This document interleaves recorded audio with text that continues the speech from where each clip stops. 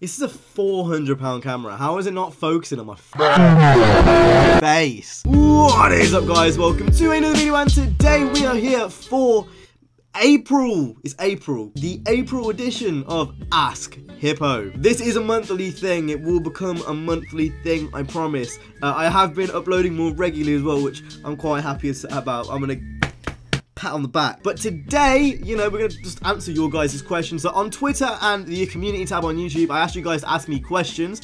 So we're gonna go ahead and answer a few of those today. If we don't get to yours in this video, please do leave a comment of whatever your question was if you're still interested, and I will answer it down in the comments. Gonna make a special effort to do that today. So please go ahead and go down there and that was me trying to type. I don't know if you guys could tell. I'm lonely! The next question comes from Kuba, and his question is, what if Need for Speed 2019 turns out to be completely crap? What do you do then? If Need for Speed 2019 is trash, which, like, if you think logically, it should be trash because Rivals was trash, 2015 was trash, and Payback was super trash. So in a logical world, if you're actually thinking about odds and values and stats, it should be shit. I don't want to think about that world because, like, Need for Speed 2019 is probably going to be the only chance I have in the next 3 years of doing YouTube full time. So I'm just going to, like, ignore that question. And the next one is kind of similar because it comes underneath 2019, so I've put it in the same section. Comes from Public Punk 68, and his question is, would you rather have a solo silent protagonist or something similar to Payback? I want to hear your take on this. I think the 2015 model is much better. I felt as if I was upgrading my vehicle to my taste, personalize it to my likes, as where in Payback you're kind of upgrading your character. I think Public's kind of more talking about the story angle, so coming from, you know, a grassroots underground street racing thing to a blockbuster sci-fi thing. I'm gonna kind of talk about all of that because it's kind of all encompassing. If you want me to be completely honest, I don't really want story to be like either. I've kind of talked about this in other videos, and I'm probably gonna make a video on the story about what I want to see from the story, but I don't really want either. I have done a film degree in the past 3 years. That's what I've been doing alongside this, basically. And it's one of those things, I wasn't actually that knowledgeable about film, to be fair, until afterwards, but like I know a lot more about stories now than I did before, and I don't think either of those would be suited to a Need for Speed story. I think the idea and the theme of grassroots street racing needs to be there. That doesn't need to go away. I think that should be at the core of the story. But I think you can have both of those, you know, like, I think you can have the grassroots element as well as a protagonist that speaks. Character customization would be nice. Same like Forza. Like, if you can have a character like you could in Forza, you know, but he actually speaks or she actually speaks, like, that couldn't even be that far-fetched, because surely with how Frostbite works, they can easily grab assets like speech and stuff from other games. Not like they would need to anyway, because I'm sure they have enough money to do that themselves. But like, I can't imagine that would be too hard of a thing to just do an actual story with your own character who plays as you in the game. And even if they were still silent, it could still work. I don't particularly have a preference. I think you can do both in a world, and both of them can coexist fine. But yeah, like, I don't really have a preference. I think a lot of people think the solo silent protagonist would be better because of the older games like 2005 and 6 with Carbon and Most Wanted and stuff.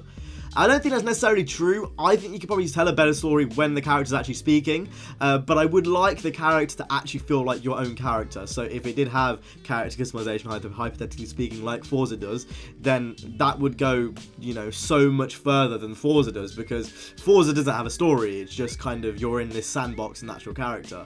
And even if they could go one step further and implement some type of my player mode, how they have it in FIFA and Madden, all the sports games, where you can create your own character and it's not just presets, that seems obvious to me. Like, why wouldn't you have this character building, you know, mode similar to all your sports games that are also on Frostbite? Like in FIFA, if you want to make someone who has an eye on their left ballsack, you probably can. Since you're a big music fan, what are your most anticipated albums for this year and why? Weirdly enough, got a few music questions. Another one which kind of links into this is, who's your favourite music artist currently? And this is from Elliot. Now, with the second one, it's actually quite easy to answer because there's a little Spotify thing which tells you like all your stats and stuff. I'll put the link to this down in the description. So these are my top 10 artists in the last 4 weeks. These ones are my top 10 artists in the last 6 months. And these ones are my top 10 artists in in the past few years. In terms of actual like songs, these are my most recent songs in my rotation.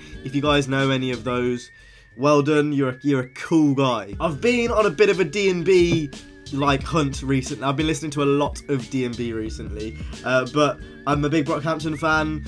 I like Hospital Records. Like, I know obviously they made the soundtrack for Forza, but I genuinely do listen to a lot of their music. Even seen a few of those DJs live, which is pretty cool. I've seen a lot of people live. I've seen Kendrick live, I've seen Travis Scott live, I've seen Nerd live, I've seen Brockhampton twice, I've seen Kanye. Did I say Kanye? Yeah, big into my music, I am, not gonna lie. My most anticipated album for this year, I think now, having listened to Kevin Abstract's 3 EPs, or the 3 songs on his last EP, if he's dropping an album this year, that's gonna be sick. A new J. Cole album would be sick, a new Kendrick album would be sick. I haven't really got a specific one which I'm really excited for, to be honest.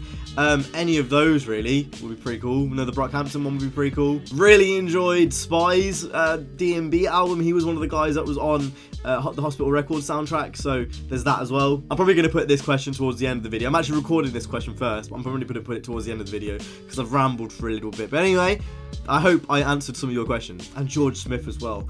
Ooh. Retard, his question is, what's the worst racing game you've ever played? Bruh. Now, on a level though, what the f***? Like...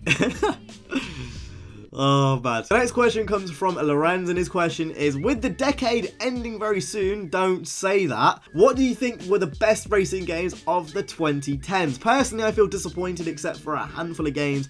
They didn't meet up to my expectations. Maybe it's just me, though. We have had a lot of shit games. We've had a lot of shit games. Need for Speed's been pretty much constantly shit since Hop Shoot 2010. That was the last good one, I think, in my opinion. Gran Turismo 5, did that come out I want to say Gran Turismo 5 came out in 2010. That was a really good game. I really enjoyed Gran Turismo 5. Forza Horizon, that was 2011, I want to say. I don't know if I could tell you like a specific list, but I'm going to give you a short list of my favorite games from this decade in an upcoming video. And what I'll do is I'll actually make a top 10, and I'm going to sit down and think about this and actually look through a lot, because there's Forza 4, which is a lot to think about, Horizon, then you got Hop Shoot 2010, then you got Gran Turismo.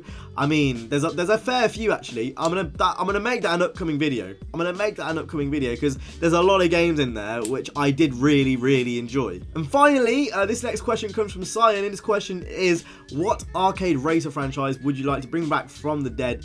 I think this is kind of a no-brainer for me, really. It has to be Midnight Club. I know a lot of people probably expect me to say Burnout. Nah, it's got to be Midnight Club. Every single day of the week, I didn't even have to think about that. It's every single day, it's going to be Midnight Club. Like Rockstar, you've dropped the ball with Red Dead, to be honest. I really didn't enjoy Red Dead 2. I thought it was a bit shit, to be honest. Like, it wasn't to my tasting. I really enjoyed the first game.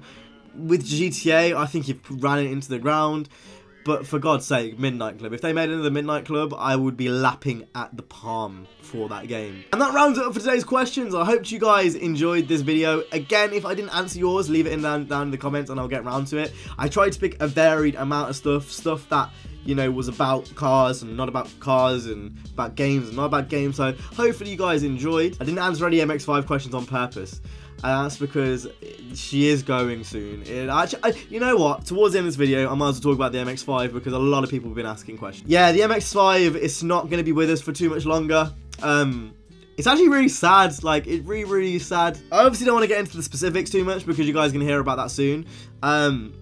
Yeah, I was driving back to the dealership and it was just sad. It was just sad because I really didn't want to let it go. It was one of those things where, like, I've done a lot of shit with Mako. I went on a road trip to Wales, and, you know, it's my first rear-wheel drive car, and I learned how to skid in Mako. Don't tell the dealership that, though.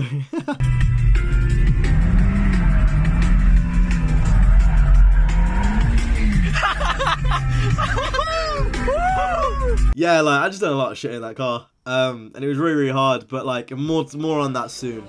I don't want to give too much away. So I hope you guys enjoyed. If you did, make sure to go ahead and hit the like, subscribe. I'll see you guys in the next one. You guys have been awesome. Stay safe and peace.